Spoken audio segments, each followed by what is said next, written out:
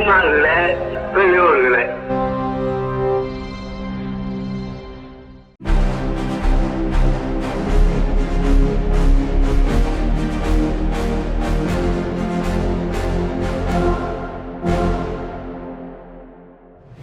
விடுதலை பார்வை அன்பர்களுக்கு வணக்கம்.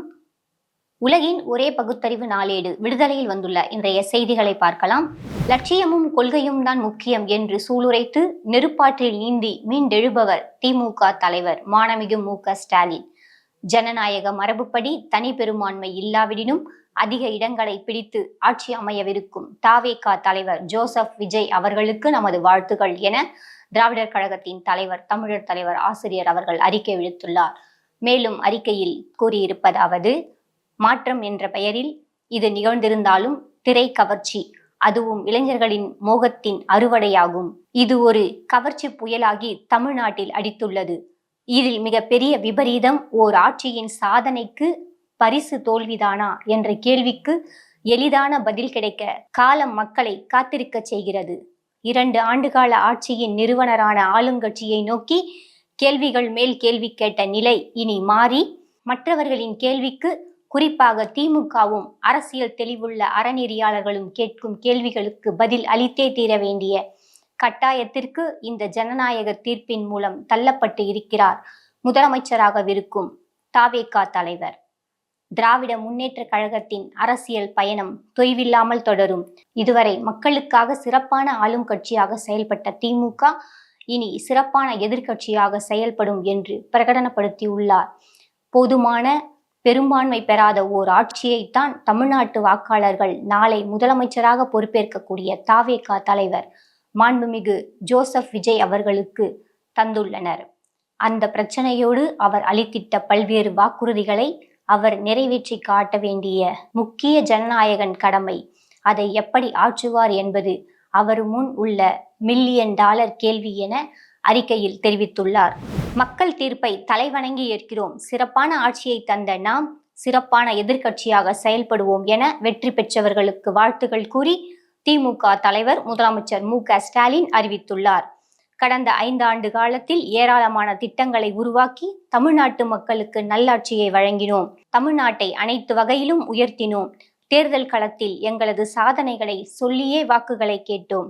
திராவிட முன்னேற்ற கழகத்தின் தலைமையிலான மதசார்பற்ற கூட்டணியை ஆதரித்து வாக்களித்த தமிழ்நாட்டு மக்கள் அனைவருக்கும் நான் எனது மனமார்ந்த நன்றியை தெரிவித்துக் கொள்கிறேன். வாக்களித்தவர்களுக்கு மட்டுமல்ல, வாக்களிக்க மறந்தவர்களுக்கும் சேர்த்தே ஆட்சி நடத்தினேன். அனைத்து மக்களுக்கும் உண்மையாக இருந்தேன். நான் எனது மனசாட்சிப்படியே செயல்பட்டேன். நான் எனது சக்திக்கு மீறி உழைத்தேன். என்னை போன்றே களத்தில் உழைத்த என் உயிரோடு கலந்திருக்கும் தலைவர் கலைஞரின் அன்பு உடன்பிறப்புகள் அனைவருக்கும் எனது நெஞ்சார்ந்த நன்றி. எங்களோடு தோள் நின்ற தோழமை இயக்க தலைவர்கள், நிர்வாகிகள், தொண்டர்கள் அனைவருக்கும் நன்றி. லட்சியமும் கொள்கையும் தான் முக்கியமே தவிர வெற்றி தோல்விகள் மட்டுமல்ல என்று செயல்படக்கூடியவன் நான். அதனால் திராவிட முன்னேற்ற கழகத்தின் அரசியல் பயணம் தொய்வில்லாமல் தொடரும். இதுவரை மக்களுக்காக சிறப்பான ஆளும் கட்சியாக செயல்பட்ட திமுக இனி சிறப்பான எதிர்க்கட்சியாக செயல்படும் என்று திமுக தலைவர் முதலமைச்சர் மு.க. ஸ்டாலின் தனது அறிக்கையில் தெரிவித்துள்ளார். இப்படி நீதிபதி பேசலாமா என்ற தலைப்பில் இன்றைய விடுதலையின் தலையங்கம் இடம்பெற்றுள்ளது. சென்னை உயர்நீதிமன்ற தலைமை நீதிபதி S.A. தர்மாதிகாரியின் பேச்சு அரசியலமைப்பு சட்டத்திற்கு எதிரானது என்று மார்க்சிஸ்ட் கம்யூனிஸ்ட் கட்சியின் பொதுச் செயலாளர் M.A. பேபி தெரிவித்துள்ளார். மத்திய பிரதேசத்தின் போபாலில் தேசிய சட்ட கழகத்தில் நடைபெற்ற விழாவில் உரையாற்றிய சென்னை உயர்நீதிமன்ற தலைமை நீதிபதி S.A. தர்மாதிகாரி, மாணவர்கள் பண்பாட்டு வேர்களுடன் இணைக்க தேசிய சட்ட பல்கலைக்கழகங்களில் மாணவர்கள் மனுஸ்மிருதி, அர்த்த சாஸ்திரம் போன்றவற்றை கட்டாயமாக படிக்க வேண்டும் என்றும் சர்ச்சைக்குரிய வகையில் பேசியுள்ளார். இந்த நிலையில் தலைமை நீதிபதி S.A. தர்மாதிகாரியின் பேச்சு அரசியலமைப்பு சட்டத்திற்கு எதிரானது என்று மார்க்சிஸ்ட் கம்யூனிஸ்ட் கட்சியின் தேசிய பொதுச் செயலாளர் M.A. பேபி தெரிவித்துள்ளார்.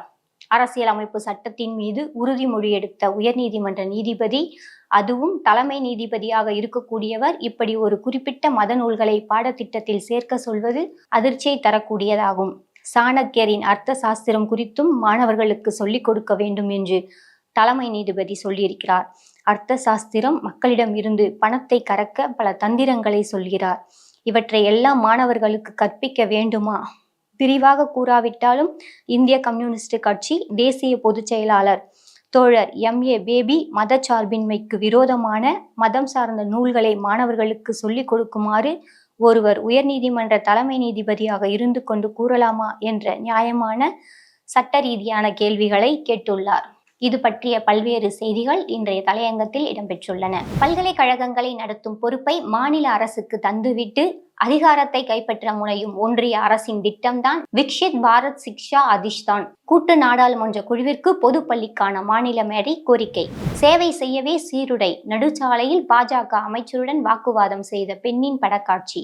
மும்பையில் சாலை நடுவே அமைச்சருடன் வாக்குவாதத்தில் ஈடுபட்ட பெண் காவல்துறையினரை கடுமையாக விமர்சித்து வெளியிட்டுள்ள காட்சி பதிவு பரவலானது. புதுச்சேரியில் நடந்த சட்டமன்ற உறுப்பினர்கள் கூட்டத்தில் NR காங்கிரஸ் சட்டப்பேரவை கட்சி தலைவராக ரங்கசாமியை மீண்டும் தேர்வு செய்தனர். அமைச்சர்கள் யார் யார் என விரைவில் முடிவு எடுக்க உள்ளதாக கூறப்படுகிறது.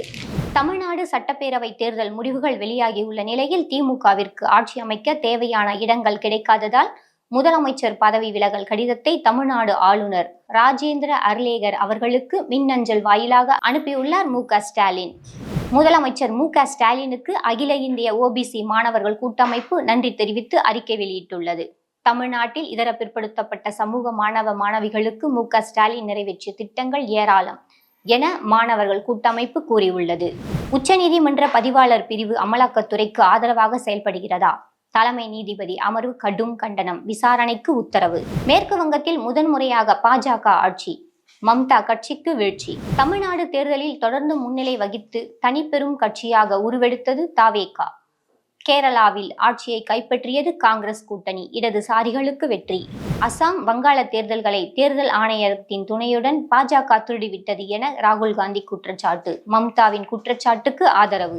2026 சட்டமன்ற தேர்தலில் சேப்பாக்கம் திருவல்லிக்கேணி தொகுதியில் மீண்டும் வெற்றி பெற்றுள்ள உதயநிதி ஸ்டாலின் தனது தொகுதி மக்களுக்கும் கழக உடன்பிறப்புகளுக்கும் நெஞ்சார்ந்த நன்றிகளை தெரிவித்துள்ளார். தமிழ்நாட்டு மக்கள் இப்போது ஒரு முடிவை கொடுத்திருக்கிறார்கள். மக்களின் அந்த தீர்ப்பை நாங்கள் தலைவணங்கி ஏற்றுக்கொள்கிறோம். இந்த நேரத்தில் வெற்றி பெற்றுள்ள அனைத்து சட்டமன்ற உறுப்பினர்களுக்கும் புதிதாக பொறுப்பேற்க உள்ள புதிய அரசுக்கும் எனது மனமார்ந்த வாழ்த்துக்களை தெரிவித்துக் கொள்கிறேன். விரைவில் எங்கள் தலைவர் வெற்றி பெற்ற திமுக வேட்பாளர்களை அழைத்து ஆலோசனை வழங்குவார். அந்த ஆலோசனையின் அடிப்படையில் எங்களின் அடுத்த கட்ட நடவடிக்கைகள் அமையும் என உதயநிதி ஸ்டாலின் தெரிவித்துள்ளார். சேலத்தை சேர்ந்த வியாபாரி ராஜா என்பவரிடம் ரூபாய் 85 லட்சமும் சென்னை ரசூல் என்பவரிடம் ரூபாய் 2 கோடியும் மோசடி செய்ததாக கடையநல்லூர் தொகுதி விஜய் கட்சி வேட்பாளர் RK ஜலீல் மீது வழக்கு பதிவு செய்யப்பட்டுள்ளது. வாக்கு எண்ணிக்கையின் போது இயந்திர கோளாறு. ஆம்பூர் தொகுதியில் VVPAT சீட்டுகள் மூலம் உறுதி செய்யப்பட்ட திமுக வெற்றி. இளைய சமுதாயம் விரும்பிய மாற்றம் ஏமாற்றமாகிவிடக்கூடாது என அமைச்சர் ரகுபதி தெரிவித்துள்ளார். கோவையில் பலமான அதிமுக கோட்டை தகர்ந்தது. 10ல் 9 தொகுதிகளை இழந்து அதிர்ச்சி தோல்வி.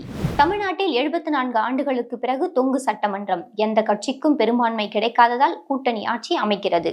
மும்பை விமான நிலையத்தில் ரூபாய் 7 கோடி மதிப்புள்ள போதைப் பொருட்கள் பறிமுதல். தென்னாப்பிரிக்க பயணி கைது. தமிழக சட்டப்பேரவை தேர்தல். பாஜக படுதோல்வி. முக்கிய தலைவர்கள் மண்ணை கவ்வினர். மோடியின் ரோட் ஷோ பிரச்சாரம் எடுபடவில்லை. ஜப்பானில் தொடரும் மக்கள் தொகை சரிவு. குழந்தைகளின் எண்ணிக்கை 1.33 கோடியாக வீழ்ச்சி. ஈரான் மீதான அமெரிக்காவின் தாக்குதலை தொடர்ந்து ஈரான் தனது கட்டுப்பாட்டில் இருந்த ஹார்முஸ் நீரிணையை மூடியது. இதனால் ஏராளமான சரக்கு கப்பல்கள் அந்த பகுதியில் நிறுத்தி வைக்கப்பட்டுள்ளன. கப்பல் போக்குவரத்து முற்றிலுமாக தடைப்பட்டுள்ளதால் பல்வேறு நாடுகளுக்கான கச்சா எண்ணெய், சமையல் எரிவாயு விநியோகம் பாதிக்கப்பட்டுள்ளது. சென்னையில் வீடற்றவர்களுக்கு ரூபாய் 9 கோடியில் 6 புதிய தங்குமிடங்கள் அமைக்க சென்னை மாநகராட்சி திட்டமிட்டுள்ளது. மகத்தான மனிதநேயம். மூளைச்சாவு அடைந்த மனைவியின் இதயத்தை கொடையாக வழங்கிய ராணுவ வீரர். 14 வயது சிறுவனுக்கு மறுவாழ்வு கிடைத்தது. ரயிலில் பயணச்சீட்டு இல்லாமல் பயணித்தவர்களிடம் ரூபாய் 65.16 கோடி ரூபாய் அபராதம். ரயில்வே அதிகாரிகள் தகவல். புதியதோர் உலகு செய்வோம். கெட்ட போரிடும் உலகத்தை வேருடன் சாய்ப்போம். பொது உடைமை கொள்கைகளை உயிரென காப்போம் என்று அந்த தத்துவத்தை தந்த காரல் மார்க்ஸ் அவர்களின் பிறந்த நாளில் அவரது சிலைக்கு மாலை அணிவித்து பெரியார் மண்ணில் பொது உடைமை, மனிதநேயம், மதச்சார்பின்மை பூக்கச் செய்வோம் என தமிழர் தலைவர் ஆசிரியர் அவர்கள் செய்தியாளர்கள் சந்திப்பில் தெரிவித்தார். மேலும் இன்றைய விடுதலையில் பல்வேறு செய்திகள், வரலாற்று தகவல்கள், கட்டுரைகள் இடம்பெற்றுள்ளன. வாசகர்கள் அவற்றை படிக்கவும். நன்றி.